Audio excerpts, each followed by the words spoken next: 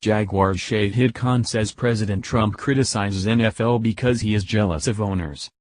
Amid continuing calls from President Trump for the NFL to create a policy forcing all players to stand for the national anthem, Jacksonville Jaguars owner Shahid Khan said that Trump's frequent criticism stems from being jealous of Khan and other owners.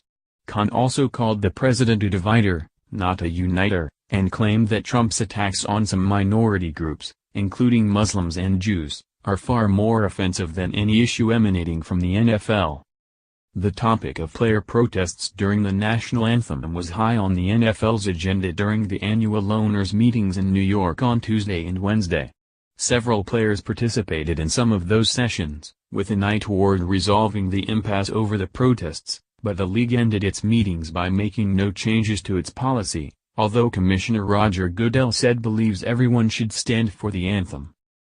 Michael Bennett says he'll continue to sit during anthem despite NFL's preference. The NFL has decided that it will not force players to stand for the playing of our national anthem, Trump tweeted early Wednesday morning. Total disrespect for our great country. In response to the president's criticism, Giants owner John Mara said Wednesday, "We're all aware that's going to continue, but we can't allow ourselves to get baited by that." However, Khan, who purchased the Jaguars in 2011, was more than willing to fire back at Trump. In comments to USA Today's Jarrett Bell, the 67-year-old owner said, "He's been elected president, where maybe a great goal he had in life to own an NFL team is not very likely. So to make it tougher, or to hurt the league, it's very calculated." Trump failed in an attempt to purchase the Buffalo Bills in 2014, following a stint as an owner in the USFL in the 1980s. His experience in the upstart league included an antitrust lawsuit against the NFL that resulted in the USFL being awarded just $1, an amount tripled to $3 per established practice in antitrust cases, after which the league folded.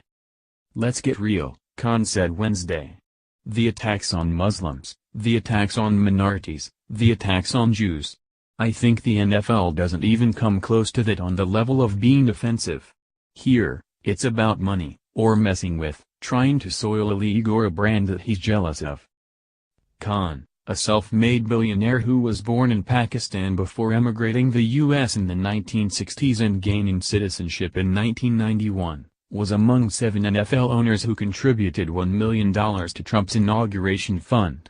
"I have no regrets in life," he said of the decision, but he added, "This ugly, toxic side sours the whole experience." One of the NFL owners who linked arms with players during the anthem after Trump used the term "son of a bitch" in sharply condemning the player protests at an Alabama rally, Khan has been critical of the president before.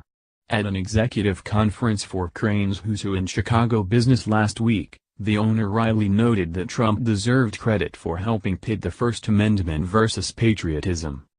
"If you exercise your First Amendment you're not a patriot, which is crazy," Khan said. "People are confused on it. Trump knew he could hit on it and take advantage. I think what we're seeing is the great divider overcoming the great uniter." Eric Reid was first to follow Kaepernick. He's still trying to change the world. However, in another episode reflective of the complexities of the anthem issue, the Jaguars team president recently apologized to the city of Jacksonville's Director of Military Affairs, as well as local military representatives, after some players knelt during the anthem before a September game in London, then stood during a rendition of "God Save the Queen." It bears repeating that we were remiss in not fully comprehending the effect of the national anthem demonstration occurring on foreign soil has had on the men and women who have or continue to serve our country, the team president, Mark Lamping, wrote in a letter to city officials dated October 6, via ESPN.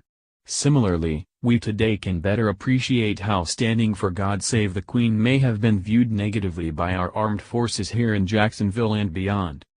On Wednesday, Khan told Bell he was aware of reports that Trump told the widow of an American soldier killed in an ambush in Niger, he knew what he was signing up for, but I guess it hurts anyway. The president denied making that comment. "It's so bad," said Khan. "It's below the lowest of the lowest expectations. It doesn't sound rational. It's bizarre." The Jaguars owner also took issue with Trump's proposed bans on travel to the U.S. by citizens of several majority Muslim countries, saying, "Boom, that dream to change lives, they get locked out." He added, "That's a hell of a lot more significant than fighting some sponsors or people who want their money back because they've been riled up." Read more from the Post. Eagles' Chris Long is donating the rest of this year's salary to educational equity organizations. Packers coach Mike McCarthy bristles at question about possibly signing Pernick.